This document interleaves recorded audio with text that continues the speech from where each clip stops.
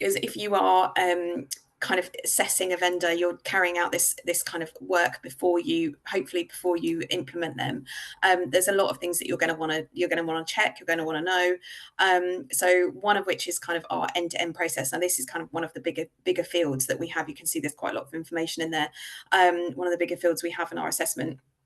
And what we do with this section is we look at the flow of data. So we're looking at where the data is coming from, what's happening to it once it's in the system. So what's happening to it once it gets into PowerSchool, who's got access to it, where's it shared in terms of countries as well. So, is it being shared overseas because your vendor is hosting that information overseas?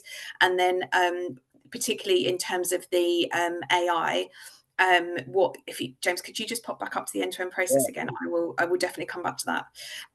So what we've done here is we've explained how the tool is using AI. So we've got a number of different ways that PowerSchool is using AI. There are tools to help teachers, there are tools to help students, and there's also a chatbot. School, I think it's called Power Buddy, their chatbot.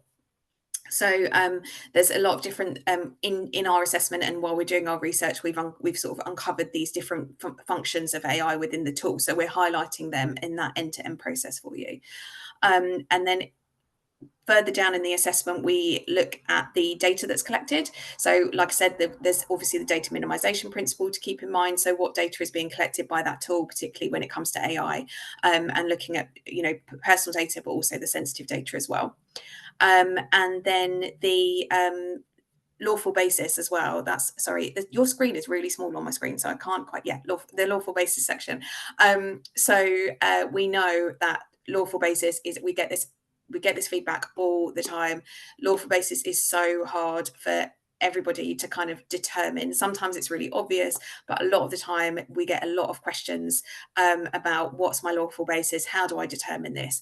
So what we've done with the vendor assessments is we have, based on what we understand about the platform, based on what we understand about how most schools will be using it, we've provided you with a suggested lawful basis. So in this instance, it's the performance of a contract, because you're using PowerSchool to fulfill the contract between the school and the parents and the students, their educational agreement.